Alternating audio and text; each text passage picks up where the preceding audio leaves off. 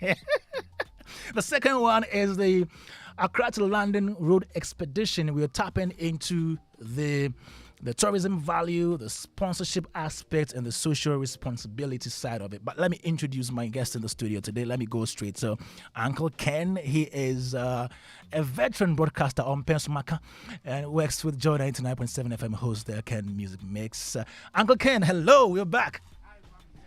Yeah. You're back. How have you been though? I've been fine, thank you. And you? I'm great as always. Yeah. Good to see you. It's good to see you too, and good to see everybody in the studio. Yes, This yes, is yes, the yes, first yes. time I am seeing my prodigal son's ex-wife in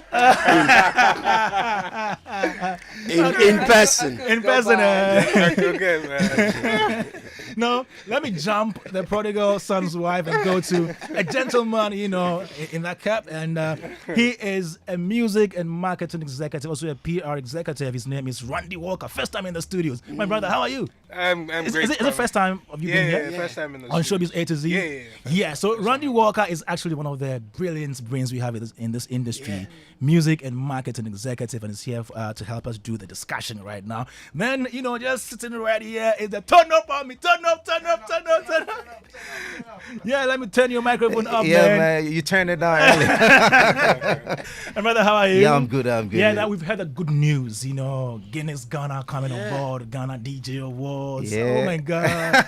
Charlie, more money come. More money, Oh, more Guinness. problems. More Guinness to come, man. Yeah, I mean, And really so we got- exciting. We got a bottle or two, yeah. Oh, I mean, that one, there's no problem. Soft. Okay, like that. All right, so Mercury Quay is also right here, and he's just had Guinness Ghana as headline sponsor for this year's Ghana DJ Awards. He's the organizer of Ghana DJ Awards.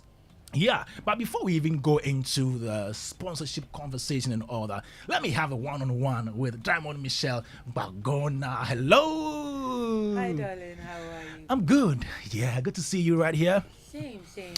First of all, let me apologize for being Yeah. to you and to your listeners and everybody in the studio. Forgive me, please. The last time I interviewed you was on KOD's Rhythm on the Runway. I was on the red carpet, and I spoke to you. That was where you told me first that you were going to release a song. Yeah. And I remember that was last year in Yeah. November. Yes. And we are here again. But you see, a lot of people got to know of you. I'm very sure you know that once you are here, Yes. Brad Chass's name will be coming up once in a while. Don't I like worry the way about you that. say Brad. Shatawale's name will be coming out once in a while, so don't worry about that. So Sure. most of us got to know you through Yes. him. But for those of us listening, right now who may not really know who Mishi is, what she does, kindly give us myself, like 1 minute, myself. Okay. Mishi is I call myself a great woman, a strong woman, because I'm a jack of all trade. Yeah, I'm an actress, a musician, a mother, an entrepreneur, soon to become a realtor. Let me call it that. So I'm the example of a woman, of what a woman should be. I mean, this 21st century woman. Great. A jack of all trade, trying to hustle, trying to make a name for herself, very resilient, against all odds. That's me. Sometimes I'm asked, what if you were not a musician, what would you have loved to be? And I said, I don't know. I wanted to be successful. That's all I wanted to do. So today you have Mishi, the musician, Yeah. before you. We have a new song out called Hustle. Now the song is here, we'll play too. That's why I came here to talk about Oh yes. Oh, but you see, I think this is the first time I am having a one-on-one. a with you, one-on-one. so Yes, true. we want to talk about other things. So we'll go and, into terms. But once you come here, we cannot go like that. The song there we will play, and it's a nice song. Hustle is a nice song. Thank We'll play the you. song and have a conversation as well. Yes, I'd love a very, that. very peaceful conversation. I trust. Yeah. I believe you on that. So with all the things you mentioned, you Yeah. act, you do music, now you even do TV presentation as Yes, well. I do. Which of them would you think? Would you say is your strongest forte? That'll be hard. I'm good at everything, but I'm better at being a mom. Oh wow. Yeah, I consider that a job, a very big responsibility. Probably the responsibility that was supposed to make me responsible. That was supposed to set the tone of my life. So I carry it with great pride. Now, before becoming a mom, what was your perception Yeah. your conception Of. of motherhood?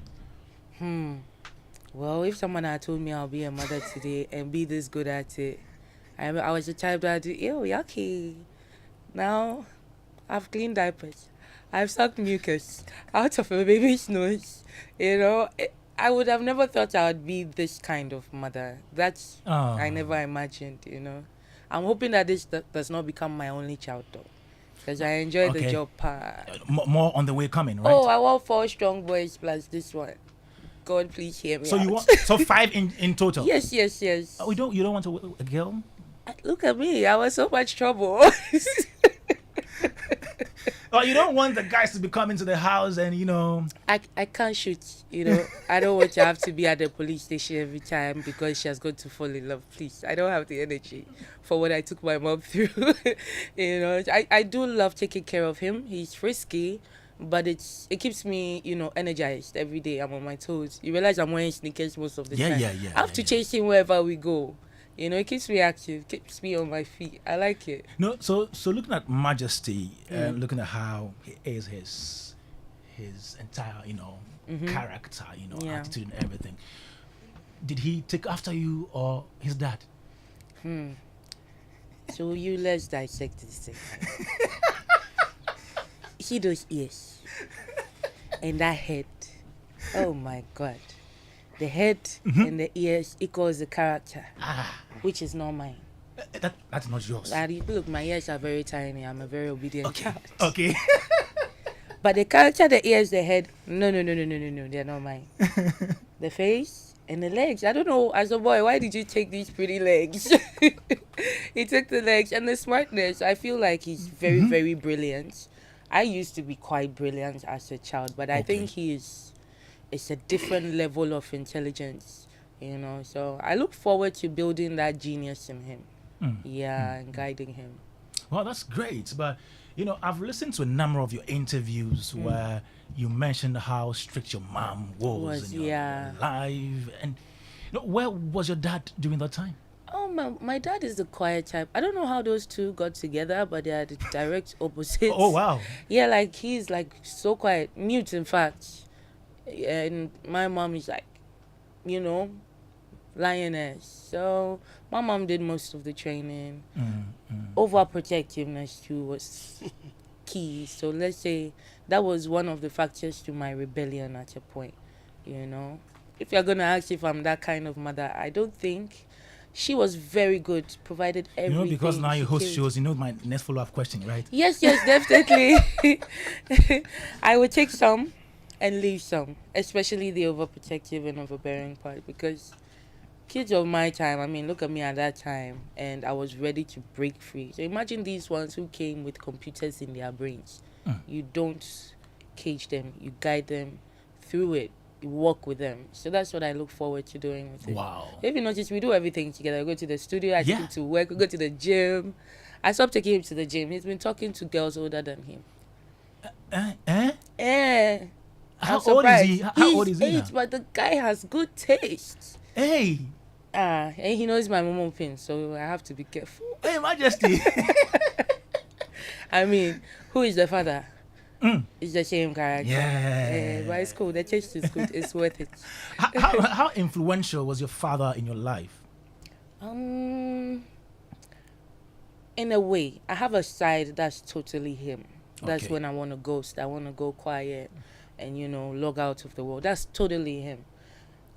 So it's a balance in between my mom and my dad. But I'll say more of my mom. If we were to rate it, probably on a scale of 100, my mom's influence would be about 80.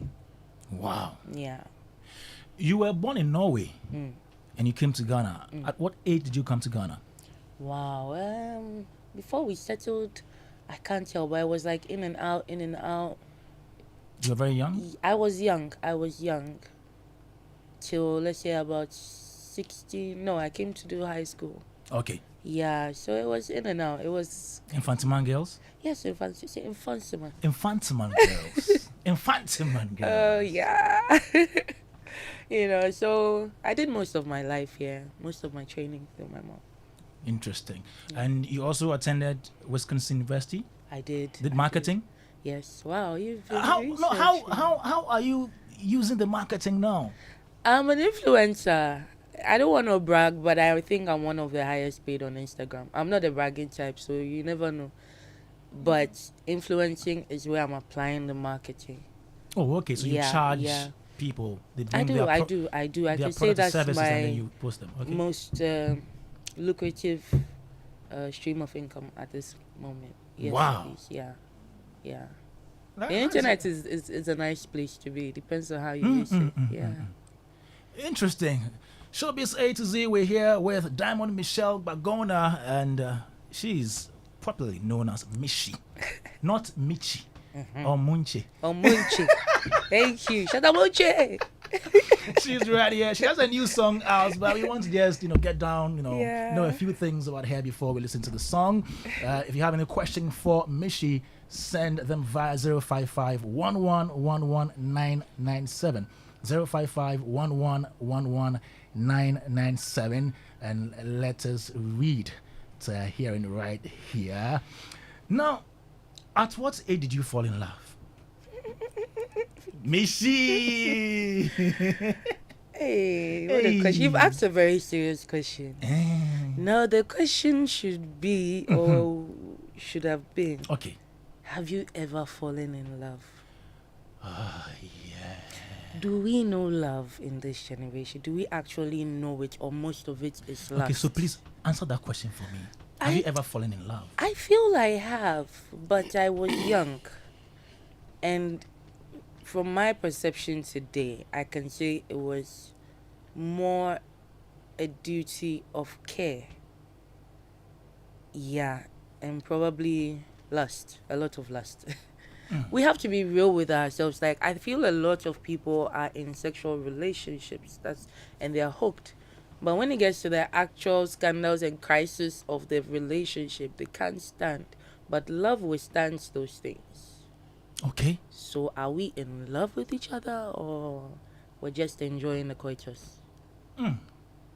Because at age 17, I know that's where you got to meet our brother Wale. And we saw all the things you guys posted on social media. In one interview, you even told Delay that the relationship I have with Chatawale is going to be difficult to create that kind of relationship with any other man. And we are more like best friends. He's like my brother. And that was after she asked the question if you see that there's a future between you and him. It's like, I won't take those words back, though. you won't. What you just read? Okay. Because I still feel, I always told him we're better off best friends. Oh. We're better off business partners than dating. And God has found a way, no matter how difficult that way came through or came by, to bring us back to what we are supposed to be. Wow. I think I even said in that interview that if I were a man, I would like to dress and look like him. Wow. Yeah. No, it shows how much you're fond of him. Fond is the word. And also, it is difficult to create another relationship like that. Yeah, I won't even lie about it. Before him, had you entered any relationship before that? I was young for some 3 months until my mother arrested me. Your mom arrested him? Yes. Went to jail for like 6 months. Wow. That's why I say I don't have energy to have a girl. So how come your mom wasn't able to arrest Chatawale? I mean, I timed it. I was out 17 few months to 18, so now I can't catch him again. It's not rape again. Interesting. Please, what is your ideal type of man?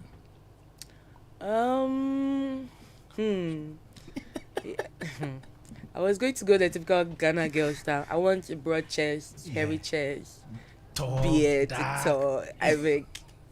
I would say I have like a certain taste, but I just want to be able to vibe with a person. Okay. You should feel like a sibling. You should feel, when we have conversations, we should be in sync with each other. We should have a vibe.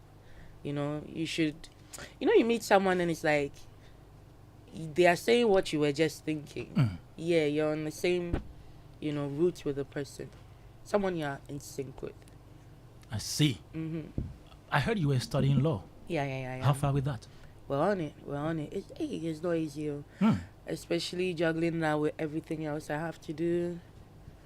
It's quite a task. But small, we'll get there.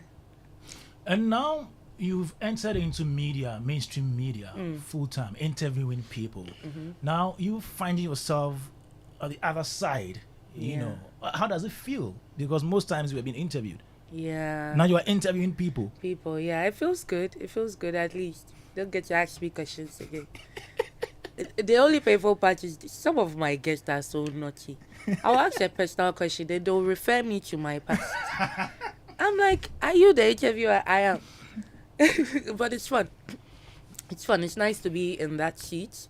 It's quite a task as well. You know, I have I call it a deficiency or a deformity with my speech, a speech deformity. You do? Yeah, I speak on my tongue. Ghana person Is self, that but is that a problem like that? But you are. yeah, I think it's a you speech articulate. defect or something. Okay, you articulate. I try. I've learned how to not make it so obvious. Because I am a stammerer, but you don't believe it. No. Okay. So you've also learned how to. Yes. Yeah, and that was like one of my biggest insecurities, especially facing the camera straight up like that. So this was an opportunity to overcome those insecurities. Yeah. Wow. And funny enough, I have a little fan base who like. I said that's the best part of the interview. Do you sometimes feel that after asking a question, you feel that okay, so I now understand why people ask questions this way? When you ask a question and your interviewee isn't forthcoming with the answers like that. Oh, okay, that is why sometimes when they are interviewing and they do this and that. Then they push here. Yeah, I think I've learned that you have to be scandalous to be a presenter in Ghana. Please.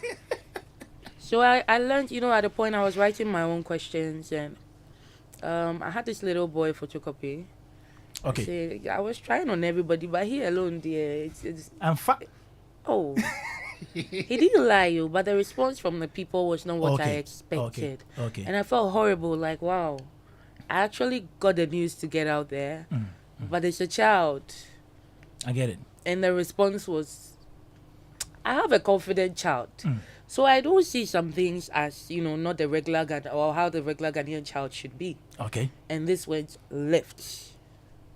Like, I kept calling him. Whoa. I called him in the morning. Are you okay? I want to talk to him. Is he okay? Like, but that is how the game is. That's how I've realized that the game should be. Otherwise, your show will be on the bottom. All right. So before we listen to the song and talk about the song, let me allow my my panel members here to maybe ask a question or say a word or two before we go on to that. Uncle Ken is here, and I know he would want to ask a question. Uncle Ken. Michi, we're about to listen to a song of yours. I've heard it, and I think it's nice. Thank you. But I want to know whether you were into music before you met my prodigal son, or he made Initiated. you yes get into music. Definitely. He did initiate me into music professionally, but you know, the school, singing, school entertainment. Oh, of course. Yeah, definitely Yes. ran through Yes. those. Yeah, but professionally, in the studio, out here, he did. Oh, okay. Yes, Wow. Okay. That's great. Randy Walker, Yeah, any question for Kwame. Mishi? I think my question will go a bit off radar from the music for a second because we're going to get into the music anyway. Yes, but yes. I want to ask her when she's bringing our brother, not my prodigal son, to the stage to do a comedy appearance. It looks like the woman can get their men to do anything. So Ooh, really? we're asking, the people are asking, when is it happening? I'm on for say. I'm on for say. The prodigal son Uncle Ken talks about. If we're ever going to perform on Shut stage, up. Yeah, any Oh, comedy appearance, anything that'll be ever. nice, but they'll have to pay a lot. Definitely. Like both of us on a stage. Yeah, is that's big a lot cash. of money. Yeah, of course. Yeah, like I will, even if I see him in town now. No. We will talk on the phone. Oh, later. No, it's money. People want to see us together, so organize it right. So should we Even expect if it's a dinner date, organize it right. Let's Right. get paid. anytime And let soon? the cash talk. You know. You know. Okay. Randy, are you done? Yeah. Okay, let's go. The it's run turn up out. on me. The turn up. Right, 10 up, 10 up. I'm really waiting for what my crew is saying. Interested, I have nothing to say. But I think it would be really nice to have you interview him on your show? Yeah. That's it. That's Please that's think it. about that. Yeah, I'm just trying to That's- imagine the that's kind of it. questions you're That's going a to put to breaker. him. Oh, you guys, when was the last time you got him in the studio? Your prodigal son. No, George interviewed him. I think Oh, last but he's year. been here He's several been here times. Yeah. several On times. her show. No, not on my show. I mean, Oh, I know on he's her quite show. stubborn. Oh, okay, I get where you're coming from. That's right. I know he's quite stubborn when it comes to the interviews. So, He will do it. Have you tried it? there was supposed to be an opportunity like that, but you know, Okay. It will happen. He man. ran away. bad blood, you know. Turn up. Are you Turn up. done? Yeah, we're good. Okay, John 99.7 I can't wait to hear the FM. song. Oh yes, I'm Yeah. just about playing that. Okay, Yeah. so Mishi is right here. She's out with a new song. Yeah, Hustle. Let's take a listen to Hustle.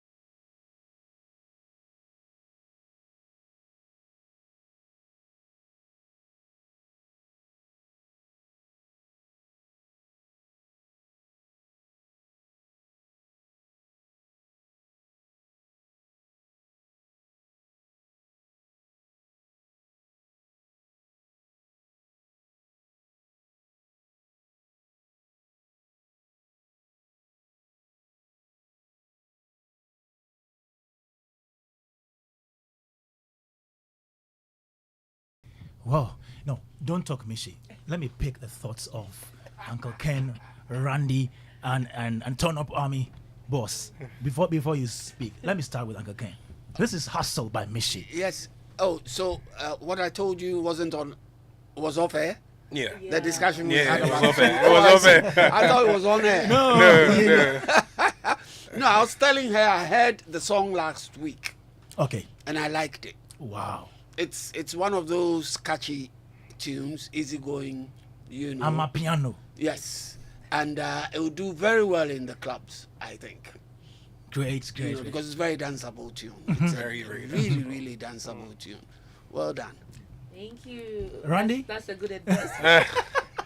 I mean, Kwame, if Uncle Ken likes your song, who else should like your song?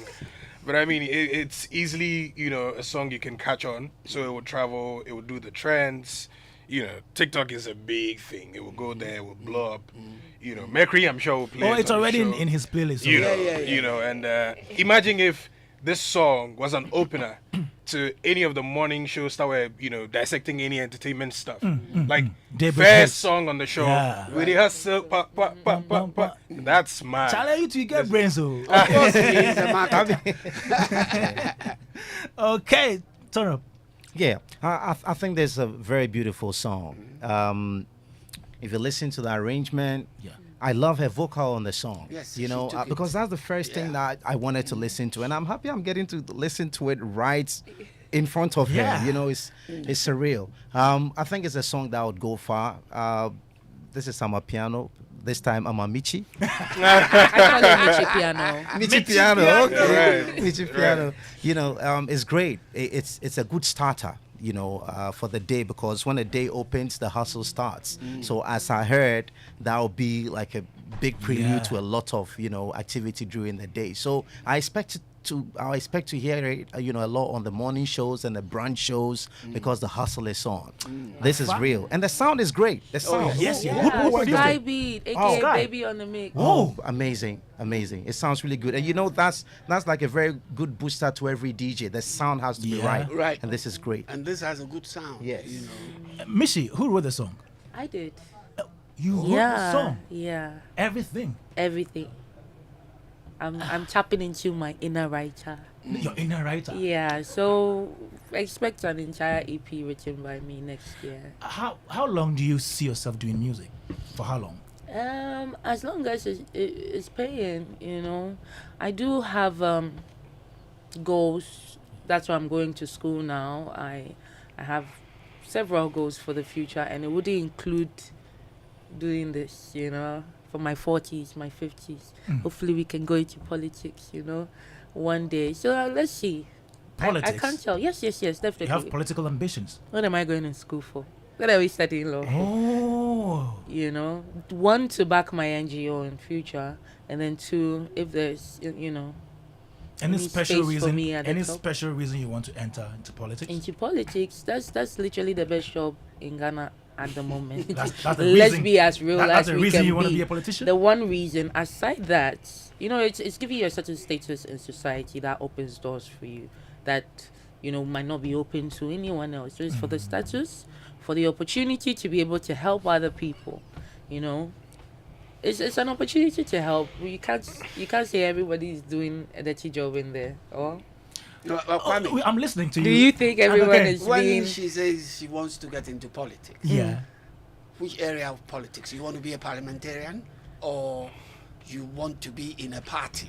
No, not the party per se, but like a parliamentarian, like in Okay. my neighborhood. Okay. Okay. I'm already feeding about 80 kids every week. Oh Right. wow. If I have some loose cash, I probably fix a section of the road. We're building towards, Wonderful. taking That's care an of the assemblywoman people in right the- there. Yeah, we'll start from there. I don't mind. I don't mind at all. Guys, let me also announce that we have my good brother, Chief Moment. He's a playwright. He's a poet. He's Creative a creative entrepreneur. Yeah. Akwaba. Yeah. Like the guys from the market today also. Wow. He's My gone key through. is better. He's gone through a series of key lessons.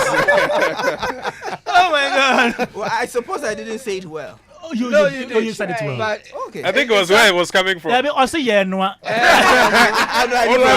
you were cooking. All right, so Chief is here. Chief, you have any question before I continue? Any Yeah, question? well, first of all, good afternoon. Yeah. And, I was telling a panelist that I had a very adventurous afternoon. I haven't Yes. been to the center of the city in a long while. Today I had an opportunity to go to Rollins Park, Okay. blessed of his name, to do an activation for Pep Student. And, I had to do a poem in English for a market woman, and right at the bus terminal. So I thought it was a bit not in tune with my usual polished corporate gigs, but I had to adopt, and thankfully Papani was there. And, Which Papani? Papani that Osofagos. Yes, Bambuzo. Osofagos. The And Papani immaculatization. and Accra. So we really had a very, very exciting time. Wow. And they helped to translate some of. And I was actually a translator to Papani. When he speaks in bombastic English, Then you break I it down. translate it to, less cumbersome English. You Anyway. translating. Yes. Big English is Let's not come English. back some English. And then Wow. Kwame, can you imagine that?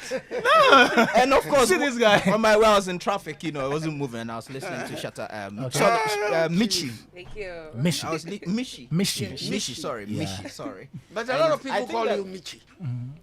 The serenity of her responses made the stay in traffic a bit more tolerable, and I listened very carefully, and I liked the all the points that she made, especially on motherhood. The fact that motherhood is actually a full-time job. That's one of the things that we don't realize in our part of the world. You know, elevated the state of especially if you're a stay-home mom. It's not like you're unemployed. It's actually a full-time job. Yes, Taking yes, care yes, of a yes. human being is a lot of work, and in fact, there's been a lot of work and research and discussions even in feminist literature on how to categorize motherhood and full stay-at-home mom, and some of the benefit that must actually go to them, and all of that. So respect to Mishi for the work she's doing for her child, and for the aspirations that she has. But sometimes man proposes and God reorients. So even though you're looking for a football team of hardened men, you may be blessed with a woman. And I think that your perspective as a female and the experiences you've had with your mom would actually put you in the right place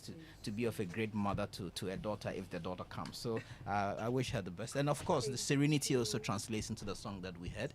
I'm more interested in the thematic issues of the song, It's relevant because everyone is hustling now. We're in very hustling times, generally in the world, and also in the economy in our country as well. So it's also a song that will resonate, that, as you've said, can be played even on the morning shows because it's not a sexually explicit song. Because we're all hustling, man. Yeah, we're all hustling. So congrats to Mishi, and I could only wish her the best in her endeavors. Okay, Mishi, but why did you decide to do this in Amapiano?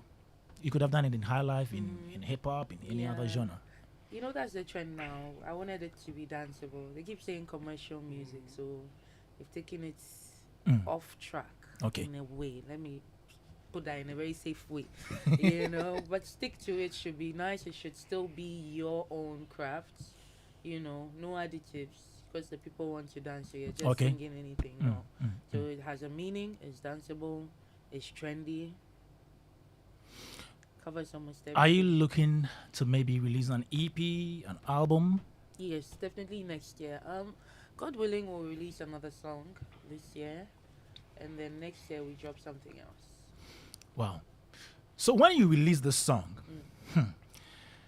Wale shared it, and he wrote, "Kindly support Mishi on her new song for me. Anyone that can sing A to Z, as in Showbiz A to Z, is getting 2K from me for free. Thank you." And then you replied with Manche. What was the meaning of that? King. King, okay. Inga, yeah. Okay. He's a king. A king You're of king. Ghana music. Oh, okay. I thought you're king King of Ghana music. of Ghana music. Oh, Yes. nice. And then at the Ashaman to the World concert, when you came on and he did the SM sign, again he wrote this on social media. "This is how it should be done. We built this symbol of hope. Thank you. Now I can sleep. In fact, let's do another song. This time I won't pay you in kind, but in cash." We thank God for a Will- change of mind. Are you looking forward to any collaboration with him again soon? In cash payments only. Money in the hand. Please, how many millions of views on Low No, it's a Tempo? collaboration. Why must he pay you? It's a collaboration. I'm an Collaboration. artist now. I'm a right. artist. All right, Mishi, what is that one thing Yes, please. that if you had the power to change about you change? About me. Yes. Wow. About your life. About my life. Yes. If you had the Nothing power, about if my if life. you were the god of yourself, Yeah. one thing you would have changed about yourself. I won't change. I'll just conjure the money from wherever it is and add it to my life. I won't change anything. I've come to realize that every experience, no matter how bad, sad, was totally worth it. So I wouldn't change anything. I was supposed to go through everything I have been through. If it's physically, I might just change my teeth. But I won't change nothing about myself or my life. No. Your teeth? Yeah.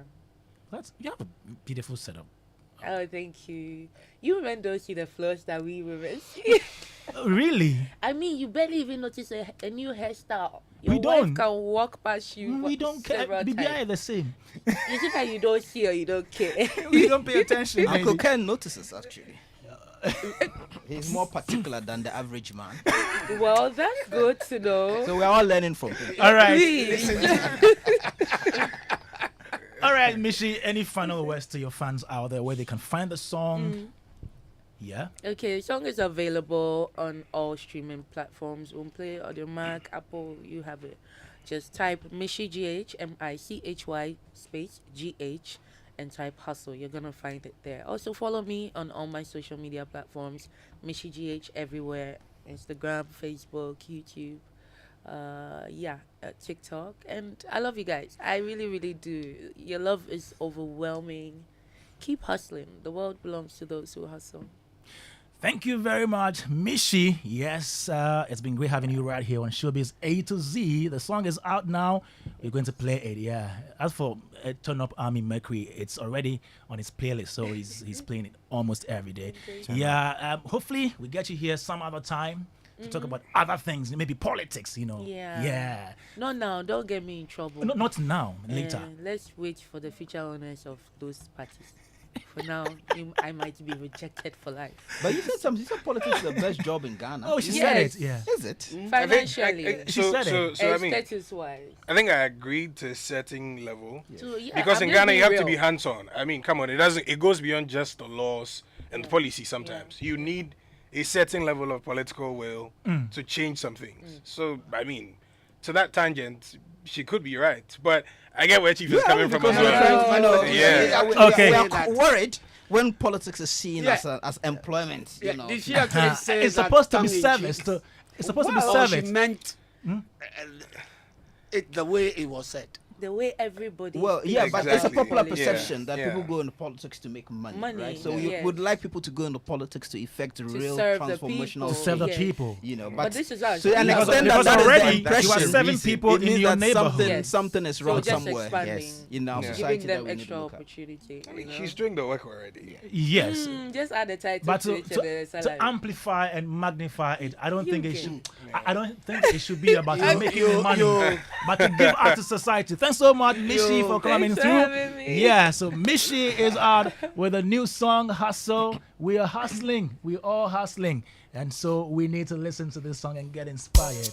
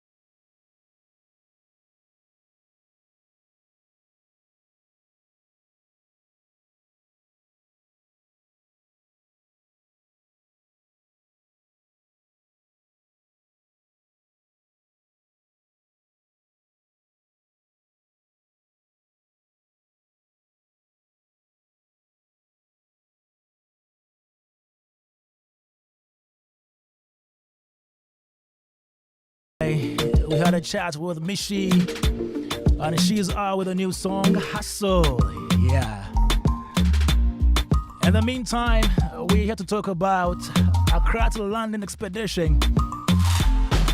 So some 13 Ghanaians embarked on a road journey from Ghana to London from 23rd July to 6th August, and they covered 10,000 kilometers.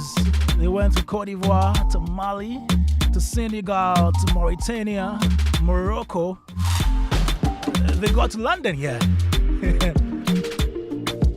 Well, today we're looking at the tourism value in what they did, the sponsorship angle, because we heard they had issues with having Kantanka on board.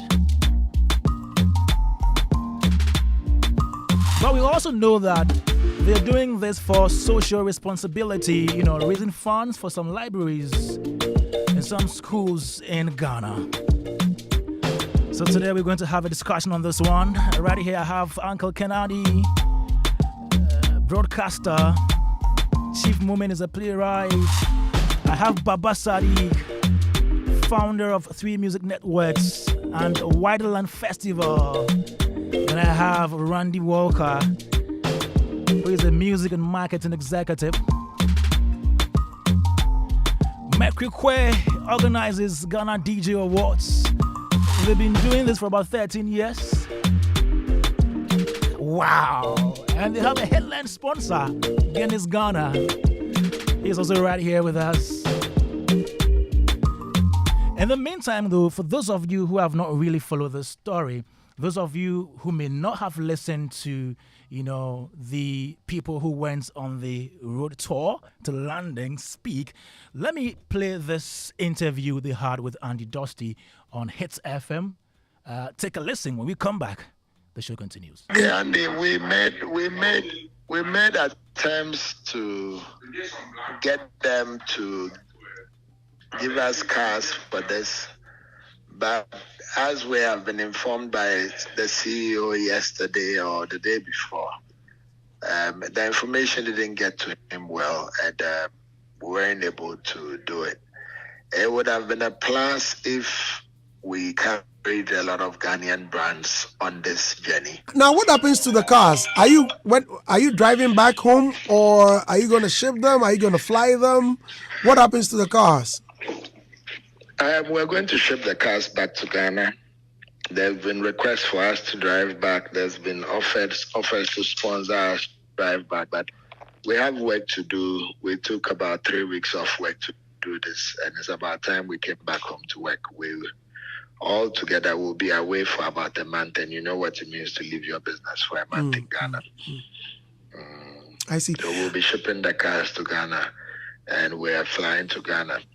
This is a chance for the airlines. Some of us don't have tickets to Accra, so if they can take advantage of it and ride on this. That's right. Yeah. Okay, that was an interview that Kojo Saka, a member of the team, the Wanderlust team that went on the expedition, from Accra to London by road. An interview he had with Andy Dusty on Hits FM on Tuesday. Now let's come in-house and talk about this from all the angles that we've actually programmed for today. Let me start with you, Chief Moment.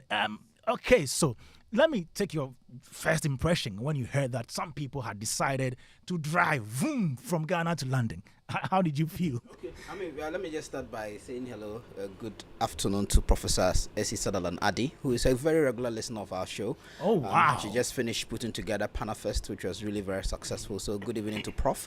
And I actually think... Sister-in-law. Oh, your sister-in-law. Okay, interesting. Oh, Panafest happened this Kwame, year. I think that it happened this year. Panafest has been happening every year. year. Yeah, Yes. Yeah, maybe when you come into power, you can put in more resources for it to be as grand as it used to be. I thought Panafest was supplanted for Year of Return. No. I mean, okay, and this year the Ghana Tourism Authority actually collaborated very well with Panafest. Yes. And I just before I forget, I think that we should have a program one of these days, like a regular thing where we bring some of these giants in the industry. A lot of them are still around. They have a wealth of knowledge. Prof like this can share. So that we do. But I was very, very excited. I thought I was a very bold and courageous courageous move. I have been complaining for a very long time that in our part of the world we don't have hobbies. You know, we don't invest even in hobbies. You know, the average person goes sit at a beer bar, drink some, you know, bottles, quaff some bottles, and you know that is it, play some football. But just like elsewhere in the world where people actually deliberately invest in extracurricular activities or extra work activities and hobbies, all sort of things. People save from the beginning of the year just to go on holidays. A couple of years ago, I was in Germany, and I knew my host, you know, this white guy belonged to this, you know, group that, you know, they do this flying. They have these flying machines. I don't know what it's paragliding. And he said he didn't even have the money to join. It's a club, so he had to start by as a cleaner. And this was a respectable gentleman, you know, within the club, and rose up and, you know, got the opportunity. So they pull their resources together, and they have these machines that they fly with and all of that, right? And I just think that we don't invest in hobbies a lot in our part of the world. So it was very exciting to find out that these gentlemen had embarked on this, you know, great adventure. I actually started following them way before because my good friend Kojo Akoto, he used to post them. So I was wondering, I said, what's happening? When are these guys going? You know, initially I didn't even know that it was actually a serious trip they were planning. I thought that was something that they were building up to.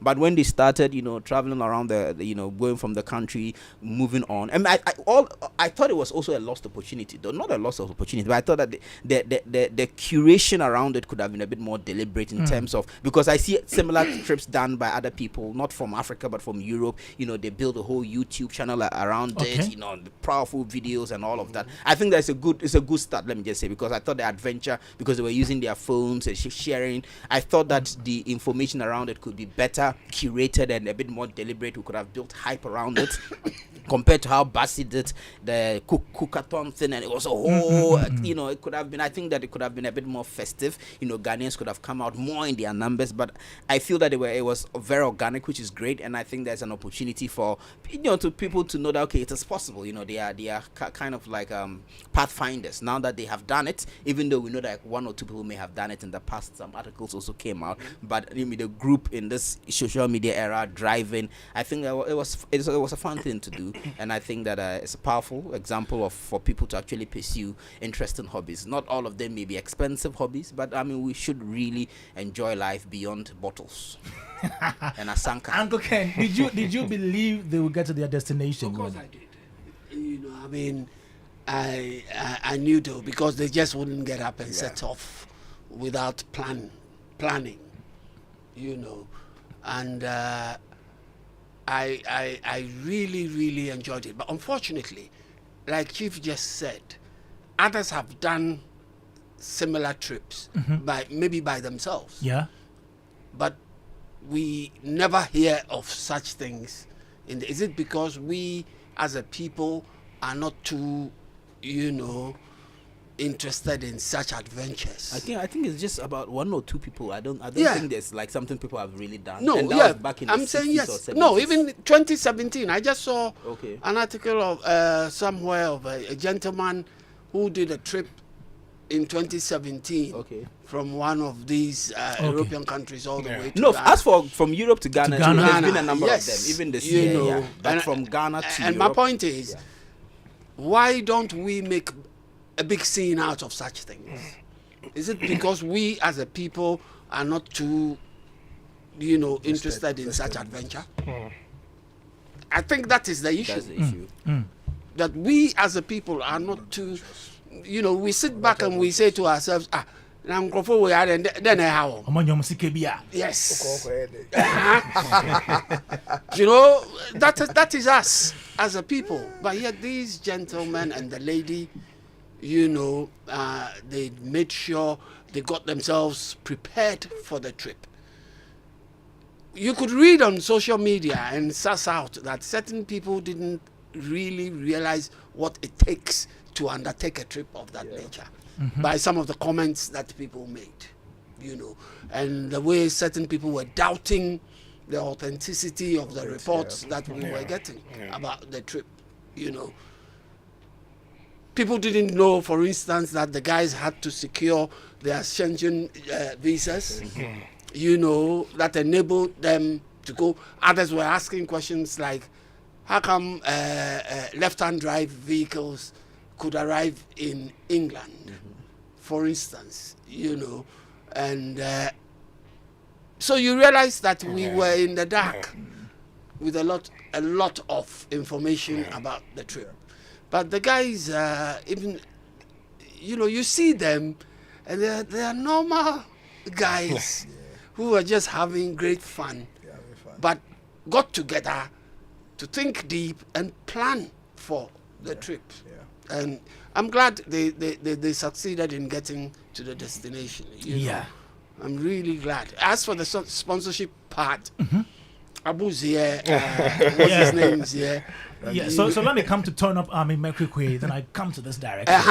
Then you get to these guys, Mercury, how important is it for people, these men and a woman come together and say, okay, we are going on a trip? How does it affect us? How does it even add anything to us as a people? First of all, that was a beautiful 15 days, 11 days. Yeah, from 23rd July to 6th August, that's how many days? 13 days. 13 days. days. 13 days event. That was an event.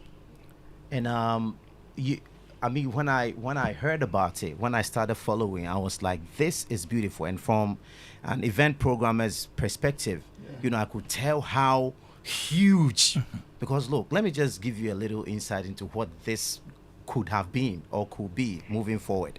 And of course, this is what happens with, trailblazing. This is what happens with innovation. A lot of the things would not come to mind. I'm sure so many people are running commentary in certain spaces of how great it could have become and all that. These were, as it looks, men who, just wanted to have an expedition. They just wanted to have fun doing what they did. And so that's how it becomes a little confusing when it now looks like they try to get sponsorship and things like that. Now, if you look at this event, how it went, I am envisaging like events in all the countries that they went through. So every stop that they make, you're looking at like an event to celebrate them even before they move to the next one and things like that.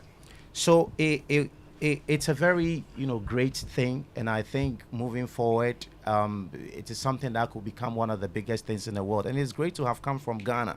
So kudos to them. I know it could have been a lot better, but again, they probably were not even too sure how it was going to pan out. And kudos to them once again for being able to put this together. Thank you, Mercury Quay. Let me come to you, Randy Walker, music and marketing executive. How much of a big deal is this expedition? I mean, Kwame, just as all the panelists have mentioned, I think it's as big as we saw, on the internet, and it's selling of the fact that as big as it is, there's definitely so much they could have done as well. Uncle Ken mentioned something about interest. I think the interest has always been there, because there's nothing that would turn your head or the Ghanaian's head than a revving car engine in traffic. I mean, casually when you're plying the highways, people are racing themselves unofficially.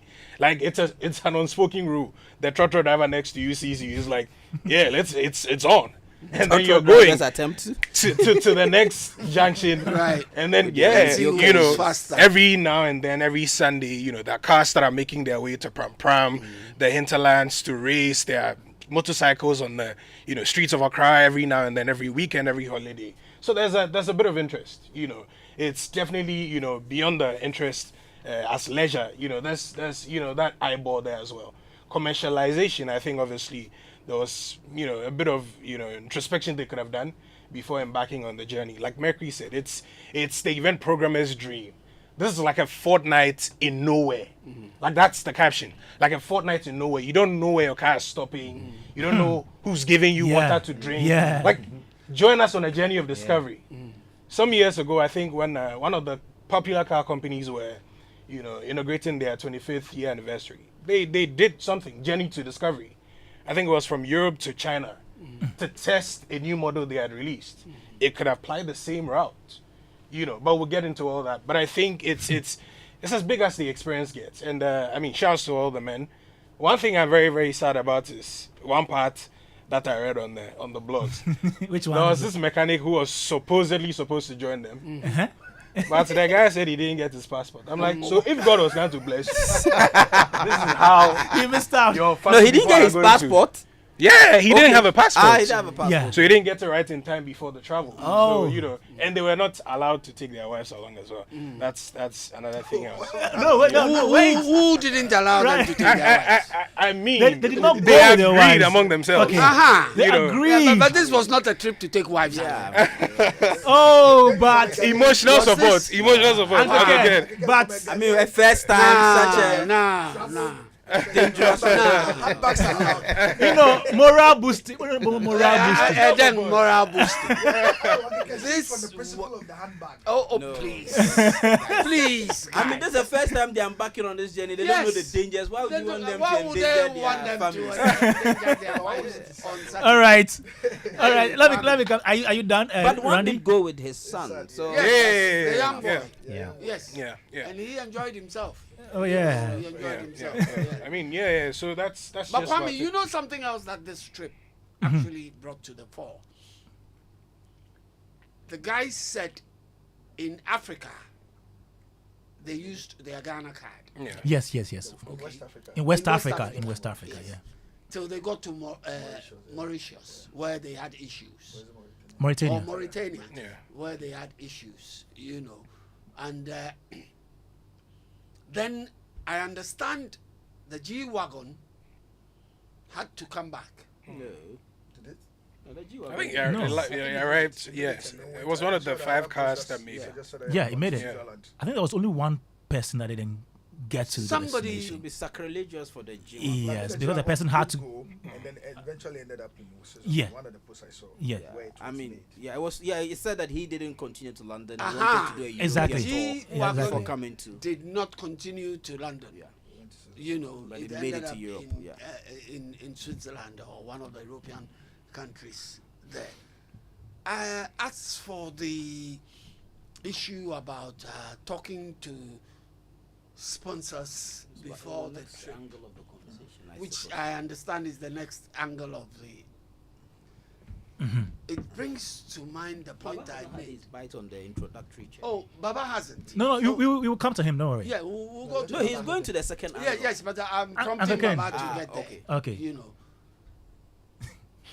I'm asking myself, what did they go to tell the companies? Yes, good question.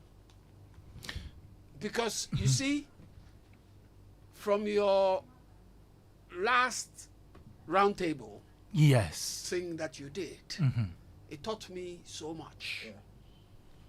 A lot of us seem to go for sponsorship, and instead of asking for Support, logistics. support Logistics. that will be beneficial to both of us, we ask for help. And from that conversation that you had, the Yeah. lady that was Regina Ofori. Regina said, this is not a matter of help. Come to me so that both of us benefit. It's a business decision. It's a business Yeah, decision. Regina will be on in a moment. So yeah, Thank you. Okay. I just wanted to push that out. I get for- you. Yeah.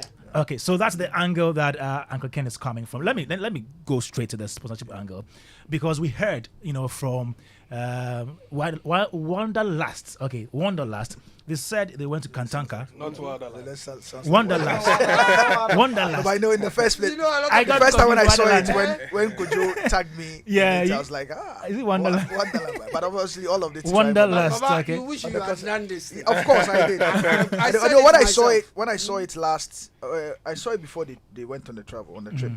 Kojo Akotoba tagged Yes, me yes, on yes, their yes. social media page, and I followed the activities. And when I looked at it, I was like, okay, this is something ordinarily I would want to be part of, because I like adventure. I like to think outside the box and do something great, And so when I realized that they had actually executed the idea, I was like, wow, this guy. So I kept on following it. Almost every day I was just checking to see where have they reached. And together with my friends, sometimes we'll have a conversations on it. And so it was very good. So let's talk about the sponsorship aspect of it. They said Yeah. they approached Kantanka. They didn't get any I response. think it wasn't only Kantanka. I And think they approached other motor companies. other motor companies. Let's look at how this speaks to us about how we approach sponsorship in this country. Yeah. Yeah. Well, I mean, in their case, I think they were not looking at money per se. They wanted some of these companies to donate logistics or vehicles or things that was needed on the trip in return for a certain level of amplification, exposure, which of course, I mean, was very good. Unfortunately, the amplification and exposure that was given to brands benefited international companies. I mean, there was a Ford 150 in there. We are now talking about G-Wagon. There was a consistent conversation about the RX. Is it RX 35? Yeah. Yes. You know, Lexus. on whether it could Lexus and how Lexus, it made yeah. it. You know, so all of these things they benefit from it. I foresee an instance where, for instance, some of these brands, international brands, could actually leverage it and want to have a conversation. You know, so I'm sure this is what they wanted. They saw that they were going to gain that organic amplification, and so they needed to have brands that will go on it so that they will benefit from it. You know, but interestingly, these brands couldn't come on board. But this also forms part of one of the things I mentioned the last time. That we're gradually, due to a number of factors, we're gradually getting to the point where people embarking on these things would have to prove the concept, particularly when it's new like this. Good. You know, when it's new and people can't visualize it, can't see it. Unfortunately, of course, there are some very great marketing directors or marketing teams, but lately we don't have a lot of the very bold, audacious, daring marketers. Everybody is sitting on the edge, and particularly when they don't have a bigger budget, everybody will choose to be on the side of, you know, caution than to dare to dream. You know, But so maybe this came out of the blue. So I'm just citing it. So this, against the fact that you're having to bring a whole new idea that's not used, it's not everybody that would see it. You know, one of the greatest marketing persons that have used marketing to his advantage to a great deal, what's it called, the Virgin guy, Richard Branson. You would note how from one day he's flying a hot air balloon just to achieve an attention. So if he had followed some of these things, you would have noticed how a refreshingly different idea or concept will attract a certain attention. But perhaps maybe they got in at the wrong time. Perhaps maybe they couldn't connect to the marketing guy the value they could give to them. All of these are things that can be looked at, or when we weigh in very well with them. Okay, and let me say that we wanted to speak to Wanderlusts, you know, the members, but they are in the UK currently at Ghana Party in the Park, so they can't speak to us right exactly. now. Okay, they They are there. So you see what the amplification is doing. Yeah. The amplification now is now even benefiting concepts like the Ghana Party. Yes. In the park. So you could see what they wanted to do, but we are getting to that point where you would have to prove the concept. It's difficult. Most of you are here talking about Mercury and everything. Do you know why everybody was excited for Mercury? This is about a 9th or 10th year. 11th year. You know, so he's been proving the concept for And 11 Mercury, years. This is the first time you've got sponsorship? No. He's been Not the getting first time. Yeah. Not the first, but this is the first time he's getting a title sponsor. Right? title sponsor. Yeah. So I mean, it's a Come big with deal. a title amount. He's consistently, it's difficult, but he's consistently been able to, show up in 11 years. Coming to this particular point, and that's where we are getting to now. You to scale over all these conversation of you don't understand my brand, we don't get this, we don't get that. It's all about conversations. The advice, and which is what I always will give, like I said the last time, is that if you can or if you may, try to prove the concept. That way, it's easier for them to come to you. You remember the last time when I was relating the Afro Nation idea, and Randy was part of the first year, and everybody saw it. What Afro Nation started to do the rounds from early 2019. There were a number of people that didn't even get it. People didn't get it. For me, for the first time when Rudy told me about it, I was like, these guys, what are they trying to do? You can't go to beach, Labadi beach, go do the same old thing they do. You say, yo, relax. Then he showed me the presentation. I saw it, started to dream. A number of people came on board and everything. Most of the brands they reached out to didn't see what I was going to achieve until 2 weeks to the time. 2 weeks to the time. Some of the brands were really looking forward to, or interested in paying more than they were asking for, but it was too late to even do anything, to give them any benefit. And the good part about proving your idea or concept without the involvement of the brands, there are no limitations. Like the conversation, you can go as crazy as you want. There's no, you have to colorize it this way. You have to turn it around. Oh, maybe change the color of the car to XXX. This, turn it this way, turn it this way. this time around when they come in, because you've proven the concept already and it's been successful, you can now sit and they can listen to some of the things, and it's not like, oh, because we're giving you sponsorship, more or less like we're doing you a favor, and so your opinions that will not even matter. You would have a certain power at the negotiation table. So the good part about it is that this has exemplified what I've said to industry in recent times, which is rather than resort to sponsorship the first time, which was what used to be the case, due to the other reasons and factors that has impacted sponsorship today, I would rather you prove the concept and start it and move on and create that big resonating effect, and it will be easier to have sponsorship conversations. Kwame, Okay. Kwame, please, I beg. Okay, before I go on to speak to Regina. Okay, Uncle Ken. Oh, Regina was going to. No, she's on. She's on. Yeah. Oh, speak to Regina. Okay, let me speak to Regina Ofori. She is a brand director and consummate marketer. Let me speak to her and ask a few questions regarding the sponsorship angle to this discussion. Good evening. Good evening, Kwame. How are you doing? I'm very well, thank you. How are you and everybody else in the studio? We are doing great here, and good to have you again to talk about sponsorship. Good. I'm happy to be here. Okay, so I'm sure you follow the story of some 13 Ghanaians who embarked on a road journey from Ghana to London, and the fact that they came out to say they had issues with sponsorship. Now, as somebody who has knowledge in that field, if you were a consultant to a company or maybe parts of the company, and anybody like that who was embarking on that particular journey came to you with a proposal for sponsorship, what would have been your initial reaction? So, thank you, Kwame. And I have listened for the past 20 minutes. I joined, so I listened to the conversation. Let me take the opportunity to say a hearty congratulations to this audacious Wanderlust team. Clearly, the first time I heard about it, I said this is a golden buzzer exhibition of Ghana to the world. It's something that doesn't happen often. So we like that we've been able to demonstrate the character of the Ghanaian in a very epic way. But back to the question you asked me, what would have been my initial reaction? It would have been one of wonder, because I think for me, it is not what they did and why they are doing that, but I think it's how they did it. And so, arguably, like many other Ghanaians that were very shocked, I think that as a consultant, if this proposal came to me, my first reaction would be that of shock and nothing. It's just too exciting and too audacious to just believe it that this can happen.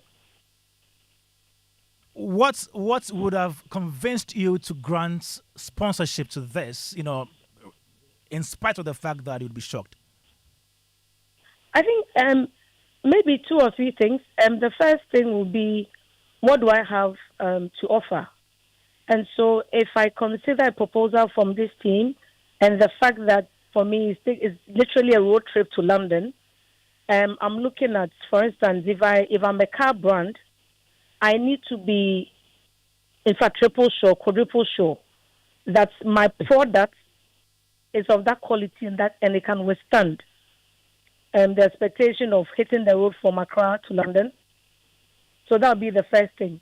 And the second thing for me will be, frankly, what is in it for me? Because let's face it, even if it's just giving a car, or even its tires. So, there are tire brands that could have also been under the vehicles to say that we are so robust that you can actually use us from Ghana to Accra. Whatever it is that I'm putting on offer, I need to look at what is it in this for me. And there's a speaker that said, this looked like a personal adventure. So when I say personal, these are friends that are taking a trip and having fun, which happens here all the time. You hit the road, you are going to Kentampo or something to see something. So it looked more of a personal conversation, and then there's a bit of support. So as a marketing head, I'm looking at how do I say yes to this and how do I commercialize this? Now, the extent of that commercialization will inform whether or not I say yes or no. Because I think Sadiq also is the one that said, look, not all brands, in fact, there are few brands that are audacious, fine in between, but importantly, there's also budget. And this expedition, this adventure, this discovery, it won't be cheap. And so you want to look at what do I put in vis-a-vis, what do I get back? That'll be the second thing. Maybe, and the third thing is for me, like I said, you're also looking at the risk involved, right? Vis-a-vis your corporate brand and what could possibly go wrong. So when you listen to some of the few interviews that at least I have listened, you get the journalists and the people asking, didn't you think about this? What if this happened? What if that happened? Now, as a brand, as a corporate organization going in for this conversation, you're also thinking of the same what ifs. So, God forbid, if anything bad happened on that trip, it is Regina that happening. So your brand is associated. So your brand leads that conversation. So you want to be sure that that is a risk you want to take. And as I said when we met on the 29th, you want to weigh those negatives and the positive and see whether you are really willing to take the negatives that may come with it. So for me, those would have been the three things that I'll look at, whether or not I think that I have a product that can really withstand whatever they are doing. And so the product functionality will be proven. Because the last thing you want to also have is to say that my car or my tire got on the road and before they could make 1,000 kilometers, it gave up. So you don't want to do that. So you want to be sure that your product is fully proven to do that. Secondly, also looking at the commercial gains. Because if it's just a car, it's a car that I can only move 10 of those in a year. Even if I put in all, there are some cars that you won't have 100 of them being moved in a year because of their prices and the kind of cars that they are. So you want to look at how you can commercialize that vis-a-vis how much you're putting in. And then the risk inherent in having that association. Because if anything goes wrong, there's reputational damage, and you want to be sure that that is something that your brand can withstand. Okay, let me ask you a particular question with a Kantanka example, where, for example, the Wanderlust people approached some people at Kantanka, but they didn't get the desired results. Now, the CEO comes to say that, Hess will rule because he didn't actually get to know of that particular information. Now, what does this one tell us? Don't we sometimes get maybe problems with communication between the companies or the corporate institutions and brands that seek sponsorship? And how do we solve that? Yeah, so that happens a lot. And I think I'll look at it from two ways. The first thing that usually happens is when people insist on sending sponsorships with names. Now, I think that's one of the things that we need to begin to look at. Because when you send a sponsorship request to me and you say Regina Ofori, or you address it to Kwame Dadzie, the expectation is that we want Kwame to open that envelope. Now, if Kwame is not there, it means the envelope will not be opened. And frankly, this happened.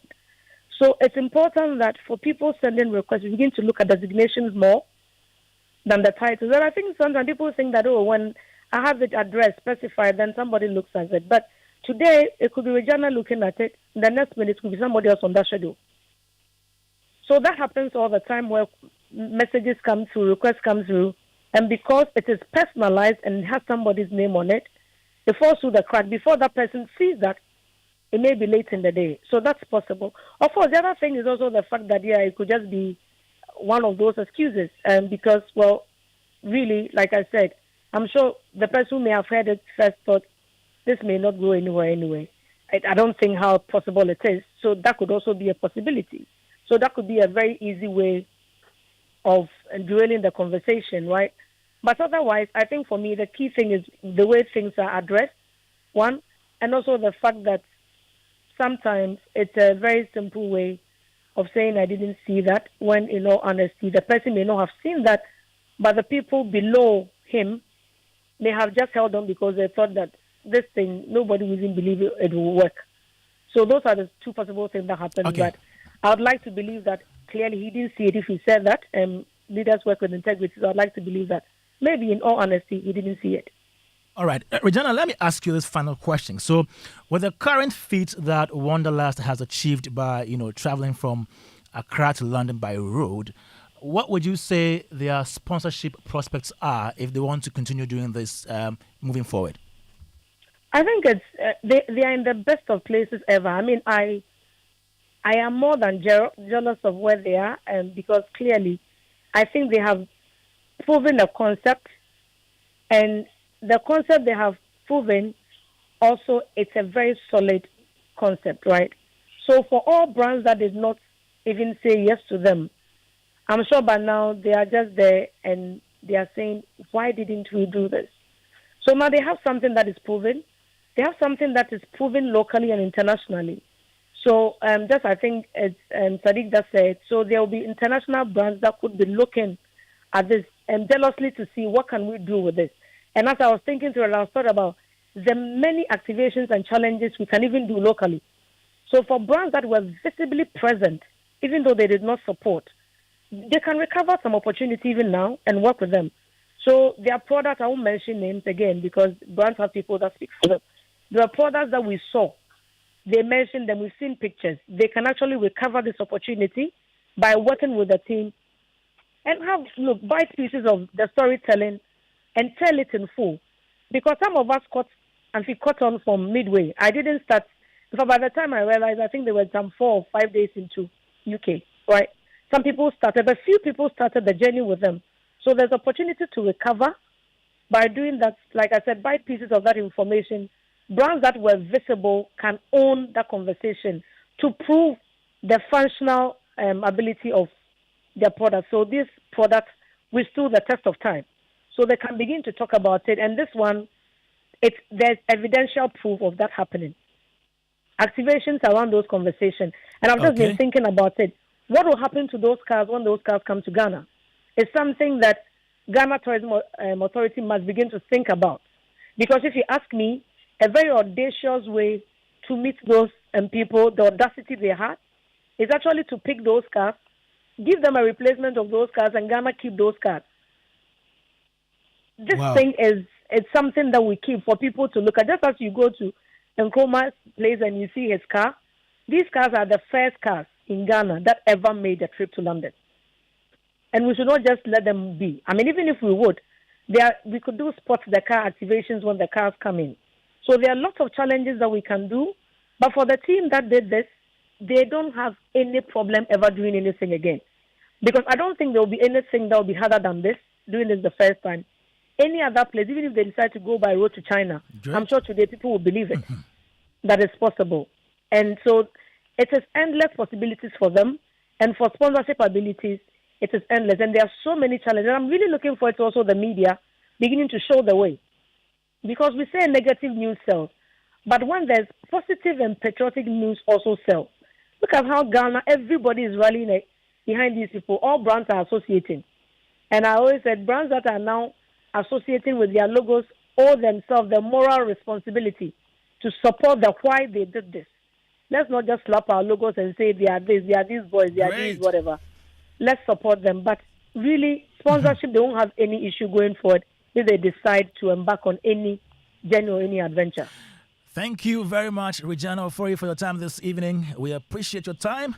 Yeah, okay. So Regina Ofori there, she is a brand director and consummate marketer, was with us during the Showbiz Roundtable 2 weeks ago, and she has just given us some nuggets right here, sponsorship issues and more. Let me come to you, Mercury Quay. You just inked a deal with Guinness Ghana. Let me ask you, how difficult, I'll not ask how difficult or easy, how difficult is it getting sponsorship? It is difficult and it's not difficult. and you know, my very good friend Sadiq will tell you, you know, maybe even tell you why I say that. So first of all, you know, brands from where I stand want to align with brands that have a track record. So Sadiq mentioned earlier that you have marketers who are bold. So bold people are adventurous. They want to try new things, you know, so they don't mind. But the industry standard is that they want to align with brands that have a track record. They want to align with people who have a track record. So if you don't have that, then it's difficult. If you are new, you need to prove. Yeah, because these executives have to answer to people, and that's one thing that we don't recognize. They have to answer questions. They have to do what we call business cases. They must tell their bosses why they are jumping on to Showbiz A to Z.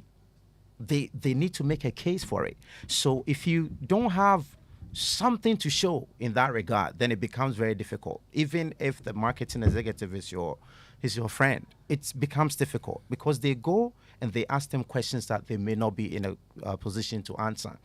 So if you have a track record, then you have something to show. And even when it comes to sponsorship of brands like the Ghana DJ Awards, some of these brands have observed you for a long time. Look at how much time it's taking because they have a reputation.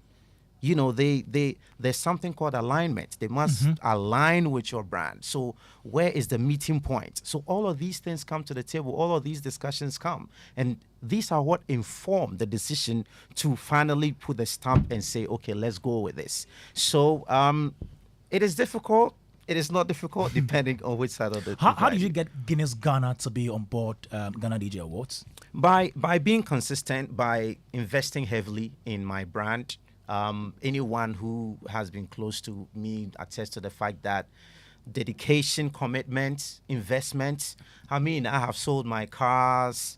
I have, yes, I have used everything. You know, I'm a performer. I'm a DJ. I'm an MC, and I have used everything. You know, you have received insults from Kwame Dadzie and his people. You didn't report yourself. Come here. You know, I remember the first time. You know, the first edition of Ghana DJ Awards never was. We were there. Yeah. National Theatre. So you were one of the people who we didn't see you. Once. Yeah. And you know, I remember, you know, the first reportage on Peace FM, you know, they did a calling. Eugene did a calling and said, "Hey, what's the organizers no January?" You know, you know, and it was crazy. You know, I remember on that Sunday, I received at least 48 calls from radio stations all across the country. And guess what?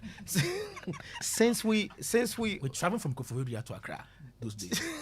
Charlie, and Charlie didn't get.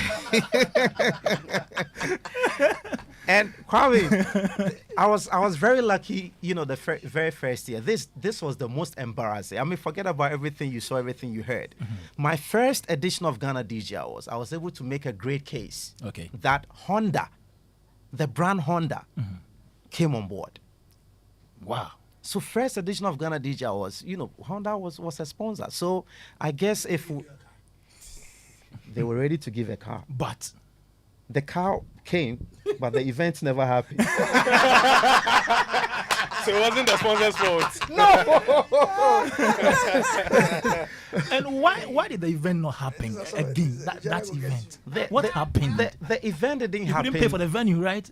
I couldn't pay for the venue. So you could imagine with But the car was there. You have just set up outside. The car was DJ, parked. you know, set up a DJ booth, just spin. You know, the brands, you know, have ROIs. You know, they are things that you've promised them, and they are not getting that. You know, so it's been a very serious roller coaster. Great. And you know, you need to invest because these brands want to see that you can. So imagine a Honda, for example, came on board such an event. That did not get to happen.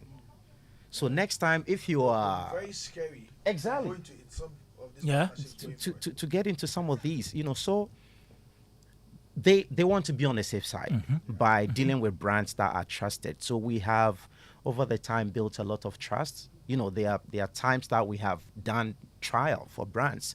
Sometimes we just have to tell them, okay, you know what, give me the opportunity to prove to you, you know, that I can do this for you. And then we have moved from ROI, which is return on investment, to return on objectives. You know, so you are RO. Yes. So you are telling you are actually looking at the objectives, and you are looking at how you can meet them halfway. And also, let's not forget that I think one of the problems that we have in this country is people see sponsorship as help, as support. It is not. The businesses are not, you know, they are not philanthropists. People have been put in position, they've been given targets that they have to meet. So you are going to them to prove to them that you are able to help them meet their targets. And that's the only reason they will have a conversation with you. So in a lot of time, we fail to get sponsorship because we go thinking that these people have a lot of money to spend and they should just give us some to spend. You know? Yeah, just give me. But you people, you have money, you know. So they also have their targets that they have to meet. The brands want to. You know, one of the annoying commentary. They will say, "Anke, beauty budget and come sponsor." Remember, I wanted to say something before Regina came on. Yes. And it was supposed to be to Mercury. Okay, Mercury. Okay. Now, let's look at why a company like Guinness Ghana will be interested in the DJ Awards.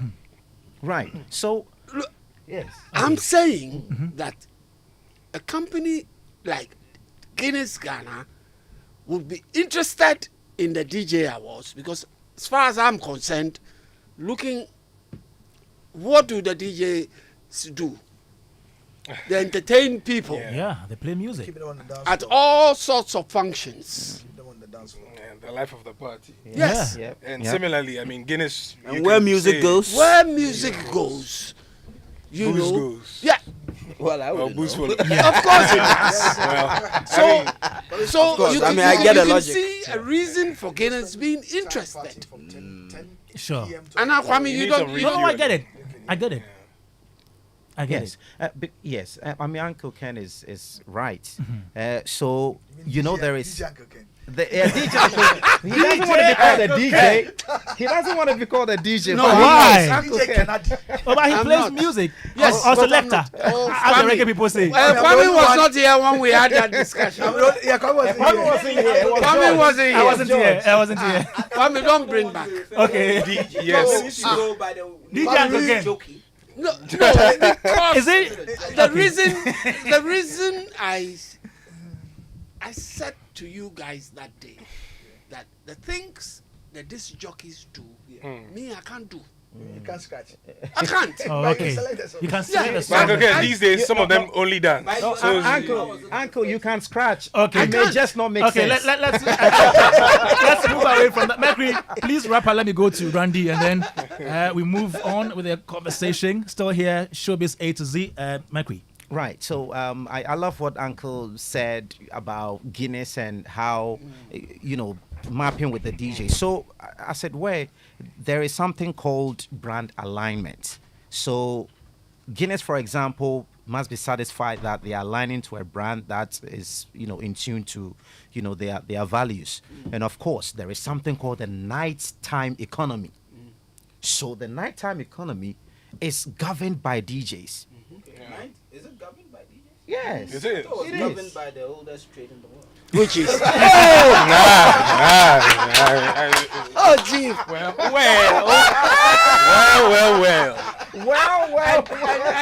and the oldest We trade beg. in the world is propelled by something. We beg. chief. Mercury, please land for me. Yes, exactly. So you can tell that it is in place. But again, you can't just go and tell a brand that this is a DJ's event and it is for DJs, so sponsor.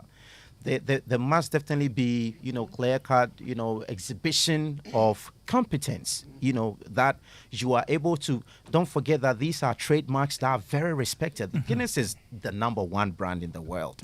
So they have a trademark to protect. So going in, are you going to do things that's going to soil their image? That's one thing they'll look at. So all of these things come to play when brands have to take decision in, sponsoring your event. So it is not easy. Okay, let me come to you, Randy Walker, as a marketing person. You've listened to Mercury, listened to Regina as well. Now, put this in perspective, the Wanderlust perspective, and then Ghana DJ Awards. What do you think creatives or people in the creative industry should do to make it easier for them to get sponsorship from corporate Ghana? Right. I mean, Kwame, before we, even go on into answering the question, I want to find out from Mercury if, in similar DJ fashion, they spin things. So, in the event of the event not happening, couldn't they have spun it around to put a DJ in the car and say that, the event didn't happen, but at least there's music in your car? Yes. He was missing in action. Yeah, But yeah, I'm sure the calls that were they did not coming. come. But I mean, please forgive me. Okay. I just find it so funny that you organize the whole event and you Hey, you- couldn't pay for it. I mean, it happened. Charlie, It hustle. happened. So the Yeah. venue wasn't even Hustle. open though. The venue wasn't even open for What us to venue enter. was that? National Theatre. Oh, okay. So It opened. It opened, and then eventually we had to choose whether they should lock our guests. What year was this? Kwame, Oh, the first one. Which year was 11 years that? ago. 11 years ago. I'm sure National 2012. Theatre was telling them, oh, they are but anyway, Yeah, Randy, I please. think for brands and for creators alike, generally, we're in the midst of so many things happening that you almost can't control. I mean, 95% of the things that happen on the business side and the brand side, you probably can't control because they are governed by macroeconomy stats. You would fight so much to try to beat them. You can't beat them. What you need to find is mitigation policies and structures that would take a bit of your cost away from you, would stomach a bit of that pain that ordinarily you, the brand or the creator, would stomach, and it's a very amazing time for brands to be ruthless in cutting down costs, cutting down people they work with, cutting down operations, shutting down their products lines that are, not doing so much in the market. But yeah, it's also an increasingly good time that as we're growing as a people, as we're expanding in time and technology, we shouldn't miss out on the culture aspect as well. I mean, that's what grows brands. That's what grows lifestyles. The reason why a consumer will change their mind from brand A to brand B is because of the culture you're creating around whatever brand you're selling to them. Today, it's very transparent if you're selling something to the consumer. They can tell, so it's creating at the highest level an experience sellable enough that would woo the person to come and feel so organic that they don't feel like it's something they necessarily have to do. Today nobody wants to watch an ad, but sometimes the most entertaining things are ads, and so people watch them. For the creators, experience requires preparedness. It would take a lot of time. Before we went off, Sadiq was telling me about consistency and all of the other things that some of the brands are suffering from. Again, it's come to a point where you get reasons to cancel your event. You will get reasons to shrink your budget. You will get reasons not to do anything. But in the absence of all these things, are we asking ourselves a very important question? Are we moving or not? Because today, a very, very big multinational can shut down their production plant. Does it mean they are not in existence again? Yes, they are. Because there's a level of value they can latch on in the market. That's why every now and then, like Mercury mentioned, there's a reason why Guinness came this time as a title sponsor. It's been a decade of consistency. They were not going to do that. I mean, even before that, Mercury was a very good friend of the brand from the Bright House experience. And it becomes very easy as a creator and as a business to walk into, a shop and then tell them, okay, I'm doing DJ Awards for the 11th year. Here's why I want you to come on, and this is what I'm giving you.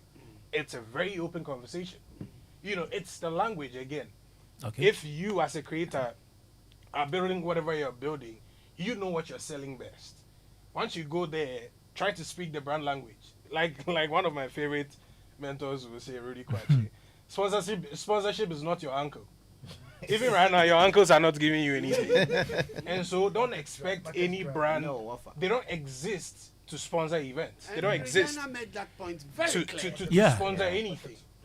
They are accountable to their shareholders, their board of directors, and all of the people that govern the bankrollers, really.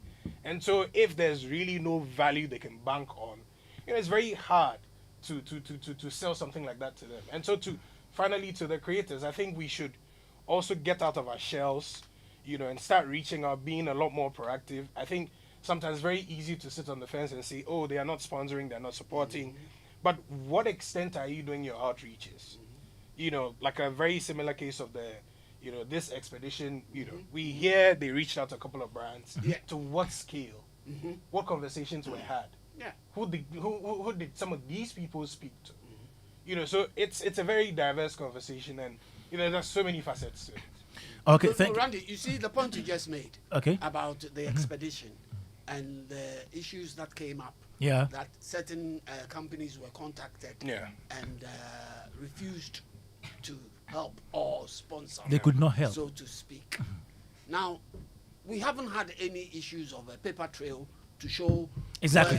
where a proposal was sent, who received the proposal, what was the reply to the proposal, if any, and if no names have been mentioned, and then CEOs of certain companies come out and debunk that we have not been contacted. You know, and it leaves us in a vacuum where we don't know who's speaking the truth. And it doesn't help. I think that it's not really very complicated. I mean, my reading is that, I mean, these are self-made men, quite accomplished, right? So they were not like desperately looking for sponsorship. money. So I feel that, some casual conversation may have taken place. Oh, this is happening. Yes, Do you think it will be something you'll be interested in? I mean, And maybe exactly. because Kwame. the brand wasn't, showing enough interest. I mean, but I don't think that they were out there deliberately looking for sponsorship. Just even before Baba comes in quickly, Kwame, a very good example recently is, Hilda Bassi. Yeah. What we're told is that was 5 years in the making. Okay. Consistent reach outs. It's the scale you want to take whatever you want to. If you tell me you were taking a 2 week or 3 week, exactly. If you tell me you wanted to build a 2 to 3 week adventure, and I mean, you could say they were not desperate, but if you tell me they could have not done with a certain level of amplification from these brands, that I probably won't agree with. Okay, please let's switch gear. Yeah, let's switch gear into the tourism value aspect. And quickly, let me go on the line and speak to Caleb Kofi. He's the executive director of Service Excellence Foundation. He has knowledge in tourism. Let's tap into this expertise of his and then find out the tourism value in the Wanderlust expedition, road expedition from Accra to London. Good evening. Yes, sir. Good evening. How are you doing, Caleb? I'm feeling good. I'm feeling okay. It's a relaxing day for me. I have been listening to the different conversations. Unfortunately, I am not in town, but I am very, very active, especially in all the interactions going on.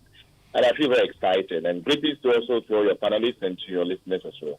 Okay, so let's go straight to the point then and ask. I'm very sure you know of the expedition, the Accra to London expedition, and we're trying to understand the tourism potential in what they did. Could you please analyze, for us how necessary this is to the tourism sector? Well, I think it's very important that we underline this fact that if you look at post-COVID, all of us are fully aware about the challenges and difficulties that the nation went through. I want to speak for Ghana. And so a lot has happened. And in fact, a lot of businesses, organizations, and tourism and hospitality are still reeling and trying to, come back. A lot has been done.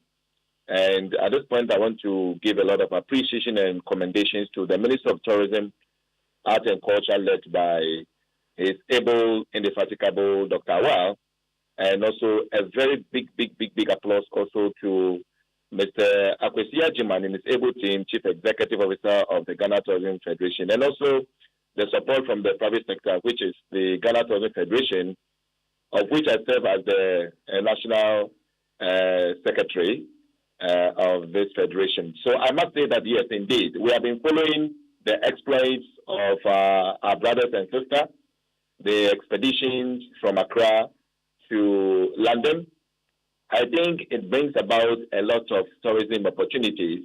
My only challenge and concern is how have we actually supported this particular initiative in order for our tourism, and hospitality sector in Ghana to also leverage on how much I've been thinking and scratching. Please, when you say we, Caleb, when you say we, who are you referring to? No, I'm talking about the stakeholders. And of course, when we talk about tourism, we are talking about the public sector and the private sector driving it together. So the we refers to our public sector and the private sector, partners, how much information and awareness do we have about this initiative from the beginning, and how much have we done to support this particular initiative and then also to rake in the benefits. I mean, you know, initiatives like this, I believe that it would have been important to be a part in order to look at the areas that we can open. Of course, this was decided, you know, by a group of guys. I mean, the resilience, the tenacity, you know, the passion, you know, to do this. Let's just say, with other hindsight, that perhaps it was just an adventure. In fact, if you interview the team, it was purely an adventure. But because they are Ghanaians, because of the spirit of patriotism, the question is, couldn't we have taken advantage to leverage also on opportunities around the expedition? I think we could have done that a million times. I tell you that again. Caleb, what do you think should have been done?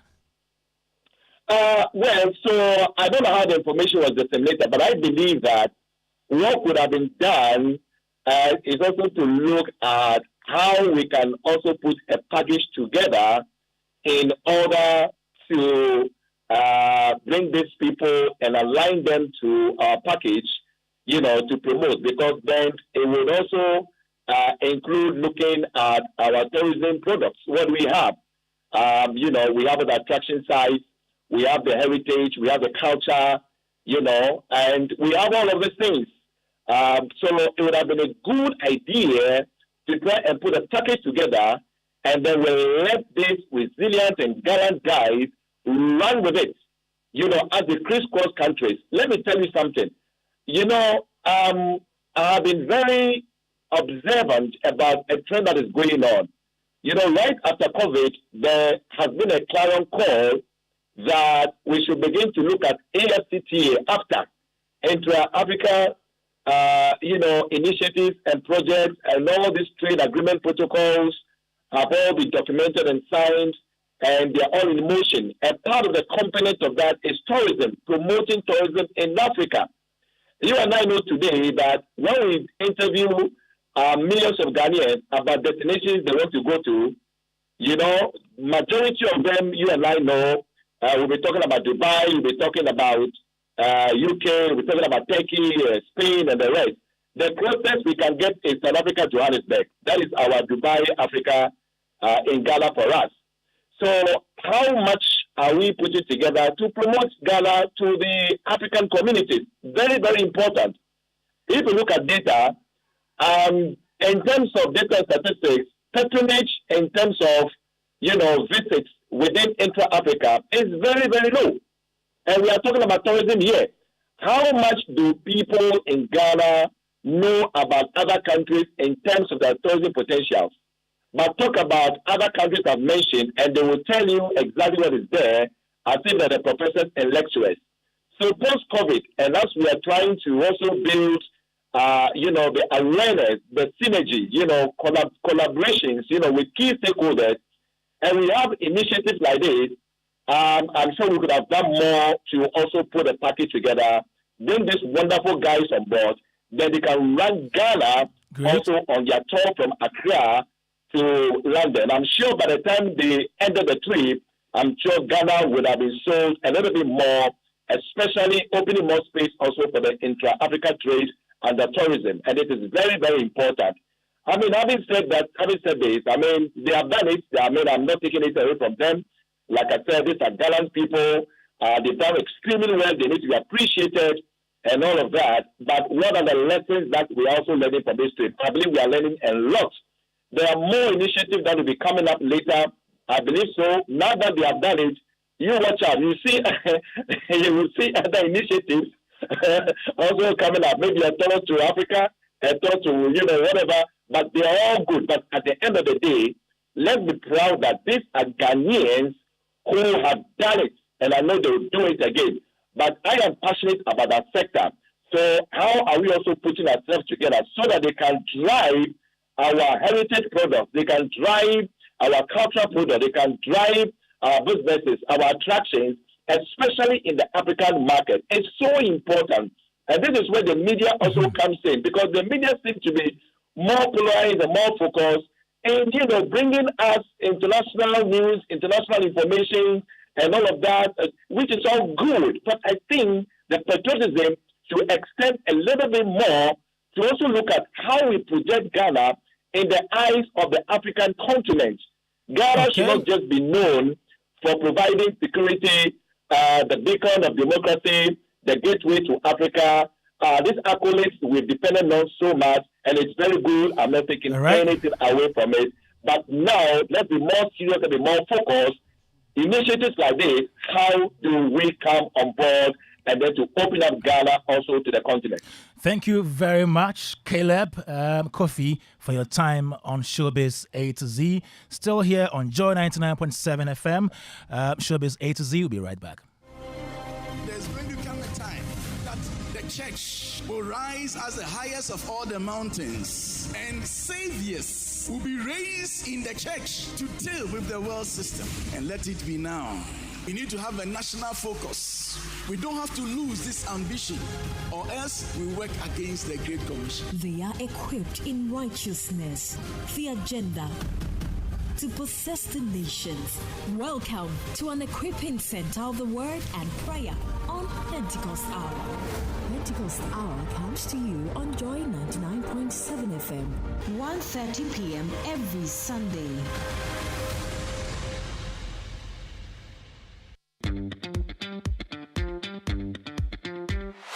This is the biggest and the most exciting culinary show in Ghana. 6 tertiary schools presents 3 boarding shifts each to battle it out here in the kitchen, knife to knife. It's time to find the toughest, smartest, and the most creative team. Which school will win the ultimate prize and earn the bragging rights as Ghana's tertiary school with the best chefs? Join me, Michelle Adeku, and the judges as we discover the best team who will serve the most amazing cuisines. This is Big Chef Tertiary. Big Chef Tertiary. The kitchen has no boundary.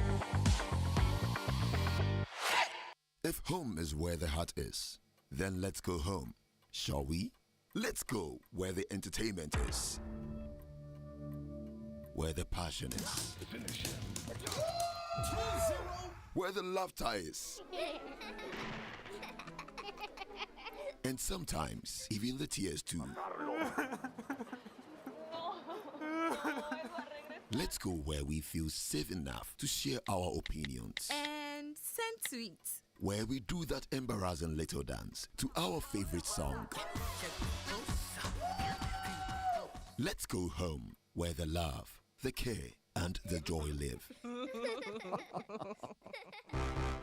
There's no place like home. Connect your home to super fast internet with affordable data bundles from MTN Home. Visit broadband.mtn.com.gh or your My MTN app to sign up today. MTN. Gripping conversations, business opportunities, and inspiring life stories in the engine room. We have it all. Tune in to Springboard, your virtual university with Reverend Albert Okran, this Sunday at 7 p.m. on Joy 99.7 FM, Facebook, and YouTube. Catch the repeat telecast on Joy Prime every Saturday at 9 a.m. Sponsors: Enterprise Group, MTN Pulse, UMB Bank, and Central University. Media partners: Joy FM, Joy Prime, and Graphic Business. Springboard. Your personal value will shoot up. Here's where we turn around. Here's where we turn around.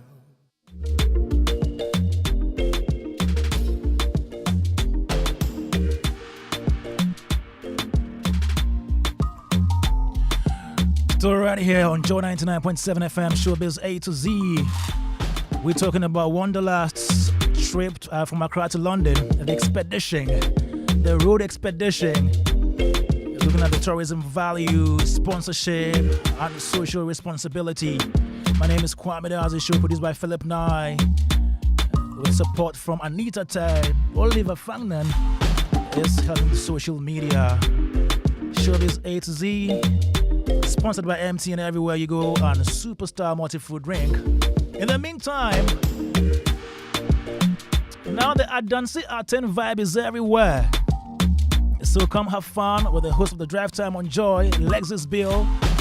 This very, very month, August. Let's dance our way into the summer holidays with the best of Southern Africa breathtaking trip from Adansi Travels.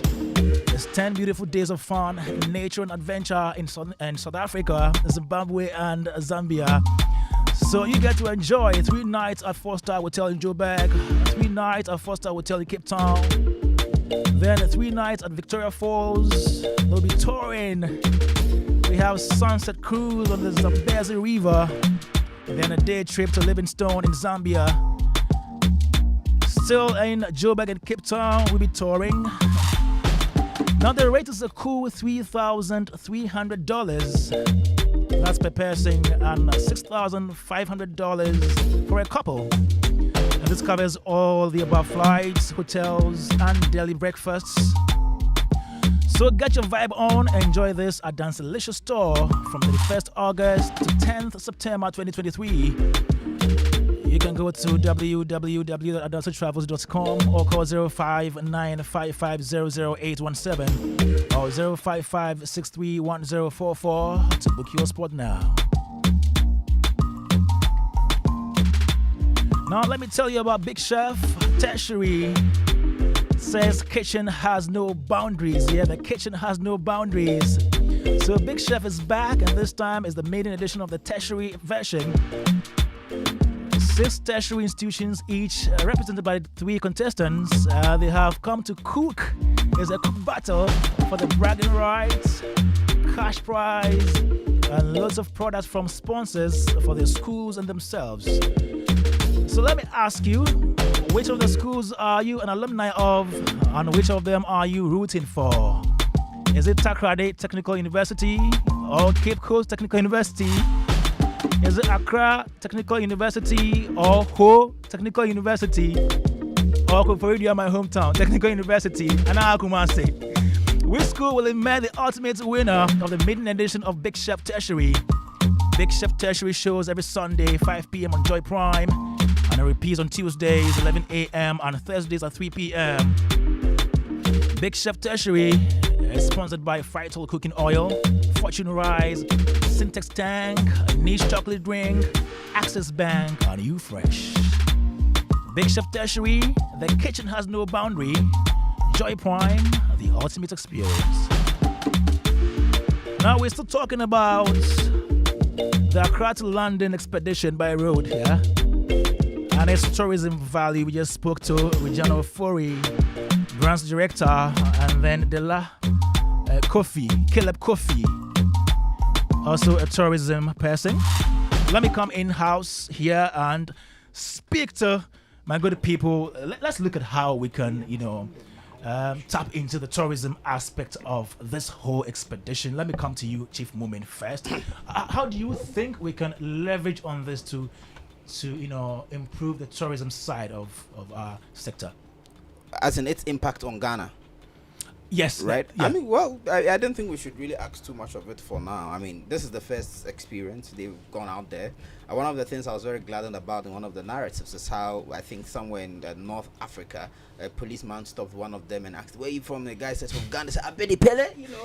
How powerful our sports stars are. But I think that if there's going to be another opportunity, that's where we can actually leverage, and promote. Because, when they even went as organic as it was, all the international, major international media houses picked it, reported on them. They were on air on BBC and the likes of it. People shared on social media. Some networks on online also shared the news. So in terms of publicity for the expedition or the trip or whatever it was, the adventure, it was good. But if there's going to be another one, which I'm sure there definitely will be, now one can be more deliberate in curating the whole expedition with certain goals in mind. One can think of what Ghanaian brands can we carry along, what sponsorships can we plug in. I'm not the one that, I know that people are talking about this will be a good opportunity to showcase made in Ghana cars in quotes. We know that we assemble cars in Ghana. We are trying, to build an automobile industry. Hopefully in some years to come we would, but I don't think we should overly romanticize the car industry at Ghana at this point. I think that there's value that we can add, and I think that for all the companies assembling vehicles in Ghana, one of the things they can do is value addition. What within the 100 components that comes together to create a car can we also produce? It could even be the leather for the seat, could it be the seat, could it be the dashboard, something, right? I think that's what they should be thinking about. But I think that if there's going to be another expedition this time around, there will be more planning, and one can think of what Ghanaian brands to, project even the whole Ghana flag on it and going across and being, all over online documentaries around. And I think it will be very exciting, so that if there's a deliberate effort to think through the value chain and see the things that we can plug into. We're talking about people coming, the year of return or decade of return or whatever, but also those who are going out, right? So we can think of interesting thematic areas to also connect it to, not just about the fanfare, but what narrative are we trying to project? What are we trying to say about our country? So I think that if there's going to be another expedition, which I think should happen, then one can think through what ways to project Ghana even further as we travel, and also to highlight very important things as the ease of travel even within West Africa. One of the things ECOWAS, AU been trying to do for a very long time is ease of travel, but every time people still travel across our land borders, there are always issues. You always have to pay bribe. So you wonder something as simple as making travel even possible among us as member states. If we're not able to achieve that, then what is the very essence of all of these organizations that we belong to? And what is the essence of always having these ECOWAS meetings? If something as simple as making it easy for people to travel from border to border without harassment, without having to pay bribe, and all of those. So these are also some of the things that we can use trips like this to to highlight. But ultimately, if there's another opportunity to organize, I think that one can think through more carefully. Baba Sadiq, yeah, tourism aspect of this whole expedition. Do you think it's something that maybe GTA should come on board?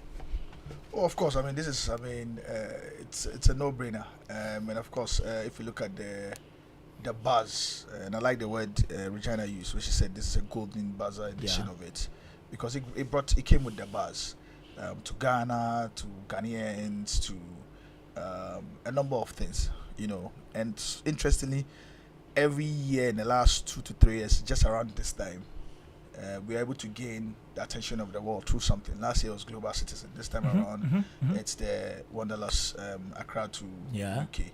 And it's always a very good build-up towards, the end of the year, where you're having a lot of holidaymakers opt for Ghana. So if in terms of its driving attention or creating the much-needed buzz to Ghana, this could have been it. If there was some deliberate publicity angles to it, I'm sure it probably could have helped it, but this is very good. It brought it in its own wake conversations in and around Ghana. Another good part about it is that it made a very strong case for the Ghana card, where they spoke about the fact that they were able to move with the Ghana card in some West African countries till they got to Mauritania, which is also very good. So for my buzz effects, this can be very good in driving attention. Is the Ghana card not an ECOWAS card? Don't other ECOWAS countries have the same card? I'm not sure, but it's called ECOWAS card, right? Yes. Even though we call it Ghana card. Yeah, it's supposed to operate for ECOWAS ECOWAS have card. features that would be similar to what the other cards have. Okay. So it made us very, strong case for it. But this definitely came with the buzz that we want. I'm sure going forward, if we're able to do some of these buzzworthy activities to bring attention to our tourism potentials, we could probably double the numbers that come to Ghana every year. So, but this is good. All right, Randy, how do we leverage on the tourism potential of Kwame, Wanderlust? Wanderlust. Wanderlust. Again, not to Wonderland. Maybe I'm giving a signals to try to do something with them. That's also telling of the fact that Wonderland still has a very good top of mind. Oh yes. That's a good thing. But Kwame, policy is great, but leveraging on some of these things is even better. Okay. It's an easy integration point where several brands, and like you mentioned, the tourism authority can come on to push some of these things. We talk about Africa to the world, Ghana to the world. What are we really selling? When the people come here, there's something that happens inadvertently. A lot of the value in the market doesn't stay here. It goes on. From the entertainment experiences to the brands that come here, to the people, to what they do, a chunk of the money goes out to the country. How are we salvaging some of these things? Wanderlust. Because when you go through your journey, whatever ideations or whatever policy you want to sell, when you get to Monaco, is it a francophone driven marketing? A catchy word, a catchphrase, something. One, come to Ghana in December or come to Ghana at this time. Something that speaks to whatever city you have a pit stop in. beyond that, today Afrobeat is gone, Amapiano is gone, our textiles are gone, our food maybe have gone. For the creator industry, what is going? The music will go, but at what level? These are some of the things, and as Chief... Afro Nation has gone. I mean, but Afro Nation has gone, but not how we are talking about it. Afro Nation has gone into somebody else's market, but it wasn't from here. So originally as creators and, owners, owners of some of these things, where do we stand to gain? And a very good point Chief mentioned was, immigration and narrowing. To add to what Chief has just said. Did they hear what I said? You said that you think Nigeria is good than Nigeria has handled. Okay, please let's not debate this one. They put in one deliberate attempt at it. The only edge we would have over them is maybe peace and stability. Other than that, let's talk about Afro Nation next time, please. So Robbie, just a good one, just like Chief was mentioning. I think narrowing the immigration limitations would have been something, one of the low-hanging fruits the authority could have done. The laissez-faire they needed to enter some of the countries, the permits, the visas, some of all these things were very, very, very easy points. Or, partnering with some of these, diplomats or some of these culture brands and agencies out there in the other countries, they would be better positioned to reach out to some of these people on behalf of the country. And so some of these things would have been easier. Okay. Moving forward, investment. Investment in what way? Like they spoke about, it doesn't have to be money. It can be a car, it can be something. It can be a Ghana flag that, you were teaming up with an artist, for example. When you got to Morocco, since they were very, very crazy about your art and your, cultural icons, teaming up with the people before you even got to the country. So there's an unveiling of a special Ghana map in every country when you stop in. So, for example, when you got to Morocco, there's a Morocco modification of the Ghana map. It's still the red, gold, green colors, but it's a Moroccan artist. It doesn't take the shine away from the country. What it's only doing is amplifying everything else that will come beyond that. But Randy, why can't we as Africans follow the Schengen visa model, where as African states, when you want to travel across each other's state, you just obtain a visa and nobody will give you any hassles for you to go through. Well, currently, a lot of African countries are open. It's just the individuals at the borders. Randy, please wrap up. Let me come to Uncle Ken and then. Just to add to what Uncle Ken said, I think early when Mishi came here and we're having the conversation, and the part where she mentioned about politics, I think one thing we talked about was political will. Again, you need to be hands-on in the country. You need a certain level of political will to change some things. It doesn't mean affiliation to a party A or B. You need to be there to be able to change some of the things. Okay. Thank you, Uncle Ken. Yeah. Moving forward. No, my folks have said everything they can say about the tourism aspect of this adventure. I just want to come back quickly to Mekruke and his Guinness Ghana DJ. That's where we're coming to now. I think I want to say kudos to them for sustaining. How much did they give you? How much did they give you for sustaining this? Mention it. How much? Confidentiality days. How much? No. And how many bottles of Guinness? We beg you. Confidentiality days. Oh. I'm sure. Magri. Yes. Okay. So what I can tell you is it is for 3 years. Nice one. Nice one. This year, next year, the following year. Nice one. Kwame, this is a big deal. So when are we having the awards this year? All right. So the awards will be launched on the 18th of August, which is next week Friday. Next week Friday. Yes. Yeah. So we get to know all the details. Right. And you wouldn't want to disclose the details to us here. Turn up. Exclusive. Exclusive.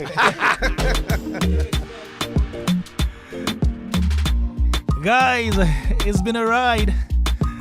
Showbiz A to Z, Joe 99.7 FM.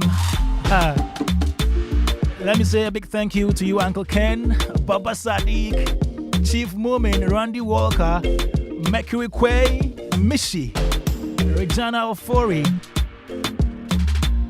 Caleb Kofi, and everyone who made this possible.